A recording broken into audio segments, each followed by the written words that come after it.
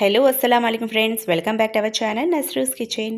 ఈరోజు మన కిచెన్లో సింపుల్గా 5 నిమిషాల్లో టేస్టీకరమైన బ్రేక్ఫాస్ట్ రెసిపీని ఎలా ప్రిపేర్ చేసుకోవాలో మీకు ఈ వీడియోలో చూపించబోతున్నాను.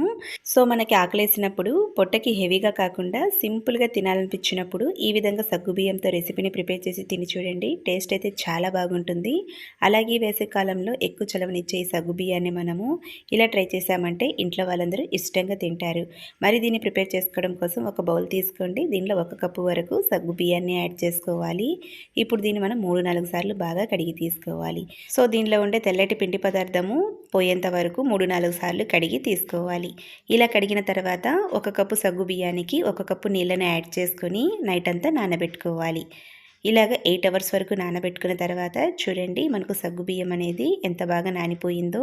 సో ఈ విధంగా మనము వాటర్ని ఈక్వల్గా యాడ్ చేసుకుంటే ఈ విధంగా పొడి పొడిలాడుతూ చాలా బాగా వస్తుంది. ఇప్పుడు దీన్ని మనము పక్కన పెట్టుకుందాం. ఇప్పుడు ఒక మీడియం సైజ్గా ఉండే బంగాళదుంపను ఒకటి తీసుకోవాలి. ఇప్పుడు దీనిపైన ఉండే స్కిన్ని పీలర్తో ఈ విధంగా రిమూవ్ చేసుకోవాలి.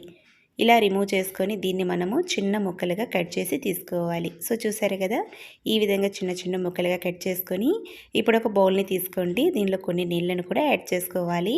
ఇప్పుడు మనం కట్ చేసి పెట్టుకున్న బంగాళదుంపలను కూడా యాడ్ చేసుకొని అలాగే రుచికి సరిపడా ఉప్పుని కూడా కొద్దిగా యాడ్ చేసుకోవాలి.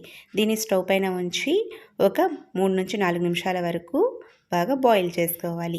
అలాగే వేరొక స్టవ్ పైన ప్యాన్ని పెట్టుకోవాలి. దీనిలో 1 టేబుల్ స్పూన్ వరకు వేరుశనగ పప్పుని యాడ్ చేసుకొని దీన్ని మనము బాగా రోస్ట్ చేసుకోవాలి. ఇలా రోస్ట్ చేసుకున్న తర్వాత దీన్ని మనము చల్లారనిచ్చి ఒక మిక్సర్ జార్ని తీసుకోవాలి. దీనిలో మనము ఈ పల్లీలను కూడా యాడ్ చేసుకొని బరకగా బ్లెండ్ చేసుకోవాలి. సో ఈ విధంగా మనం దీన్ని బరకగా బ్లెండ్ చేసుకొని పక్కన పెట్టుకోవాలి. ఇప్పుడు బంగాళదుంపల్ని మనం ఒకసారి చెక్ చేసుకోవాలి. సో చూడండి, బంగాళదుంప కూడా మనకు చాలా బాగా ఉడికిపోయింది. సో ఈ విధంగా మనం ఒక 80% వరకు కుక్ చేసుకుంటే సరిపోతుంది. ఇప్పుడు స్టవ్ ఆఫ్ చేసుకొని దీన్ని ఒక ప్లేట్లోకి తీసుకొని పక్కన పెట్టుకోవాలి. ఇప్పుడు స్టవ్ వెలిగించుకొని ఒక ప్యాన్ పెట్టుకొని దీనిలో 1 టేబుల్ స్పూన్ వరకు ఆయిల్, అలాగే 1/2 టీ స్పూన్ వరకు జీలకర్ర, అలాగే దీనిలో మనము ఒక చిన్నటి అల్లం ముక్కని కట్ చేసి తీసుకొని యాడ్ చేసుకోవాలి. అలాగే దీనిలో 2 పచ్చిమిర్చి ముక్కల్ని కూడా యాడ్ చేసుకోవాలి. అలాగే కొన్ని కరివేపాకు రబ్బల్ని కూడా యాడ్ చేసుకొని ఫ్రై చేసుకోవాలి. ఇప్పుడు మనము ముందుగా బాయిల్ చేసి పెట్టుకున్న బంగాళదుంపల్ని కూడా యాడ్ చేసుకొని ఒక 2-3 నిమిషాల వరకు లో టు మీడియం ఫ్లేమ్లో దీన్ని మనము ఫ్రై చేసుకోవాలి.